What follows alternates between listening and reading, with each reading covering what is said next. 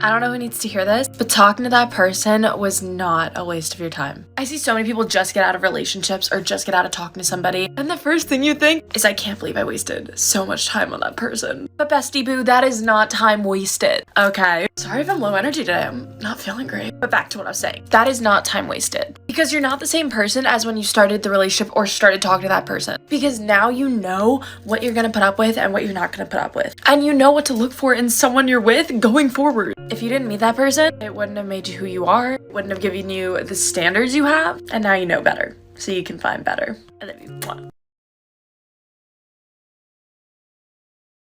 I feel like so many people talk about breakups, but no one talks about friend breakups, and they can be even more painful. What you need to realize is that it's gonna hurt almost like a real breakup, and it's normal to miss them, even if you know you can't be friends anymore. So many people in your life are gonna be temporary, and there are gonna be ones that stick around, and the ones that don't deserve you. You are going to find friends who love you unconditionally, and you need to realize that if they chose to leave your life, you deserve better. Just like if someone were to break up with you, you deserve better.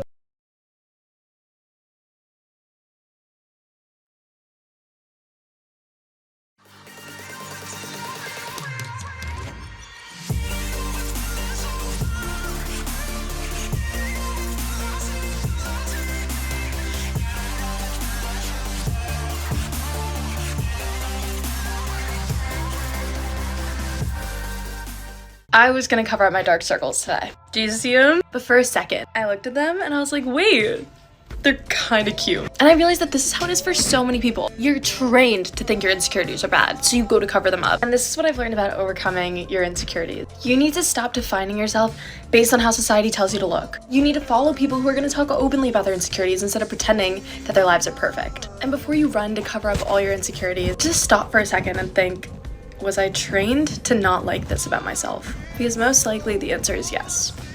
And I love my dark circles.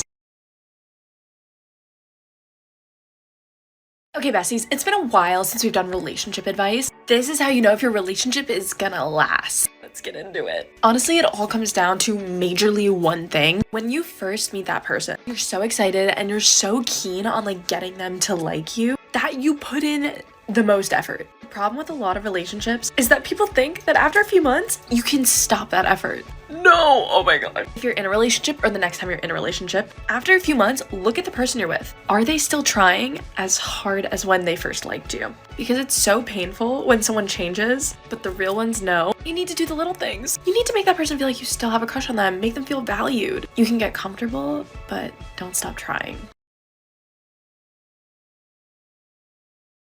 This is my super real, brutally honest advice if you're going into high school. Or if you're in high school. Let's talk about it. And if you graduated already, let me know if I'm wrong in the comments. You are probably not gonna peak right now, but that's not a bad thing. High school is gonna be your time where you're experimenting with different looks and you're trying to figure out who you are. You're probably gonna look back on pictures of yourself and laugh, but that's okay. That's okay, that's high school. A lot of boys are gonna waste your time. I'm just speaking from my perspective as a girl. Most high school boys are not that mature yet, so don't get your hopes up. You're going to change friends a lot, but that's completely normal. You're just gonna grow out of certain people and realize that you don't vibe with certain people. It is 4 years of your life where your personality is finally forming. So of course you're not gonna maintain all your friendships. And trust me, quality is better than quantity. Anyway, let me know if I should make another one of these.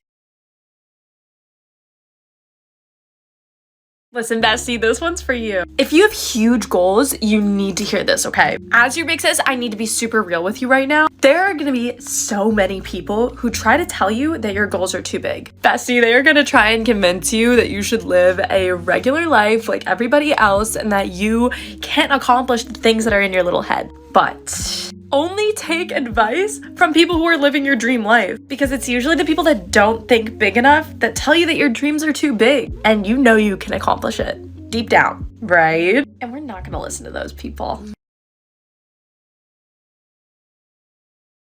Welcome to rules for a first date. You're gonna want to hear this. If you're getting nervous about your first date or you're thinking about what you're gonna be like if you ever go on a date, I'm gonna help you out. Rule number one, very important. It is not our job to get that person to like us. Like, just because you're not compatible with someone doesn't mean that you are not the full package. But it's not your job to change yourself for them. Number two, trust your instincts. Your gut feeling about someone is most of the time correct. So have an open mind, but trust the vibes that you get off of that person. Do not worry about whether they like you. After the date, when you go home, you do not analyze everything they said to you. I know it's hard, but don't do it. Do not psych yourself out. Just be you, be clear about how you feel, and their actions will tell you what you need to know.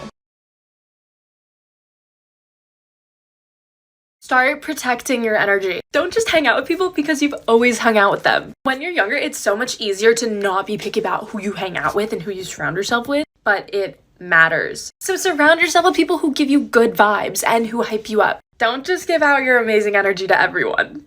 Okay. Okay, bestie, I'm gonna share with you one of the main secrets of how I grew my confidence. And it was by changing my mindset from maybe I'm not good enough for them to they're just not good for me. Because not everyone's gonna get you and not everyone's gonna be for you. So when someone doesn't see your value, it's not about whether you're good enough for them or not. It just means they weren't for you. And that's totally fine. These are things you need to know about college before you get there. I'm currently a senior, so I'm gonna give you guys my tips. Number one, college is literally what you make of it. So if you stay in your dorm room all the time, you don't go out, you don't try new clubs, you don't try to meet new people, it's gonna be boring, and don't expect it to be any less. You need to get out of your comfort zone. Number two, sign up for the easy electives. There is usually a Reddit page or something where you can Google the easiest electives at your school. Take those. Literally the biggest life hack. Always use Rate My Professor. Your grade in college 100% depends on the professor you have. And I stand by that. People I know have failed and aced the same class just because the exams were different. The way the professor taught was different. It matters. Let me know if you want more tips.